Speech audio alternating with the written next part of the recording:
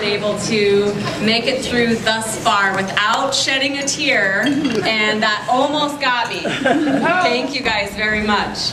Here are the words that I've been traveling across the state saying that I love to say more than anything. I'm Amanda Curtis, and I'm your next United States Senator.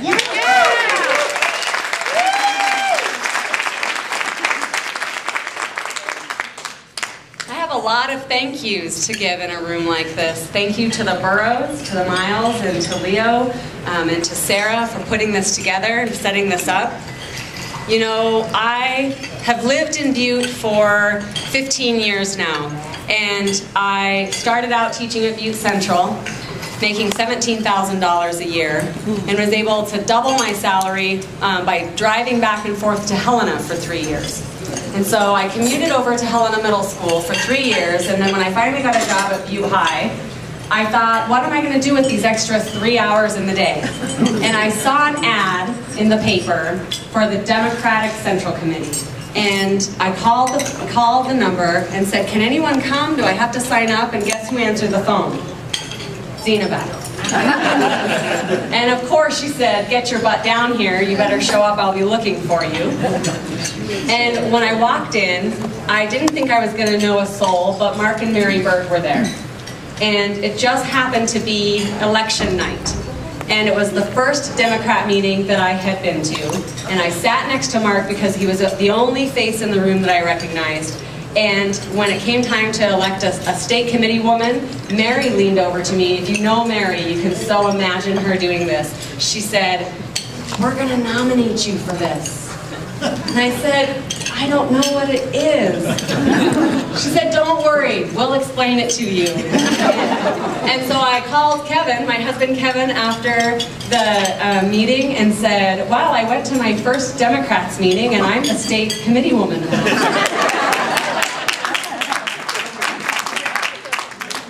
And that's just how Butte has treated me since I got here. I am standing on the shoulders of all of the people in this room, and I have learned so much from so many people in here.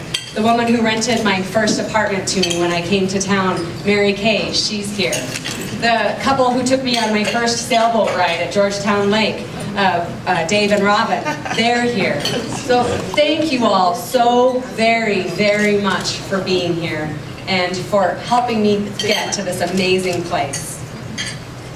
You all know that I'm a teacher over at Butte High, and some of you might not know the reason I went into teaching. I went into teaching because I come from a family that's a lot like other families in Montana, where we struggled to make ends meet, and our family was touched with mental illness and drug and alcohol abuse and suicide, things that every Montana family struggles with. And I dedicated my life to education because it is the key to overcoming poverty and adversity. And I know that I'm making a difference in that job because my students come back and tell me. The week before all of this happened, I was painting storm windows, and my former student Jessica drove up. Jessica has struggled in high school, I think, with drug addiction. And at her high school graduation, she said, here's to all of the people who never thought I could do it. That was her graduation speech that she gave. She pulled up in my alley and she said, Mrs. Curtis, I've seen you around town and I've wanted to stop. And I just wanted to tell you I'm getting a 2-year degree in accounting. And these are my kids. I have a family. And thank you. And I'm so proud of those stories. And there is nothing that could get me out of my classroom except the chance to go to Washington and make the laws that affect the schools that house the kids that are trying to overcome poverty and adversity.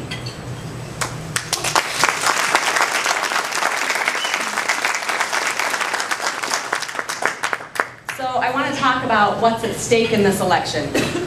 You already know that what's at stake in this election is who controls the Senate, the United States Senate.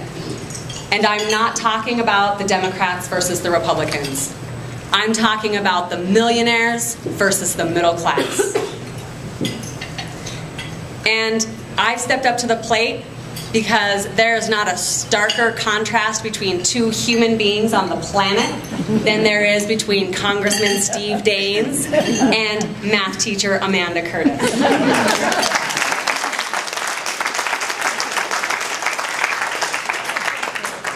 Congressman Daines has voted twice to take our public lands to the pawn shop. And I'm sure he's a nice guy, and he has a beautiful family we've all seen several times on TV, but he is out of touch with what it's like for the rest of us who would not have a place to hunt, fish, or camp if it weren't for our access to our public lands. And I've stepped up to the plate because I will fight tooth and nail to defend the places we use for vacations every day in Montana.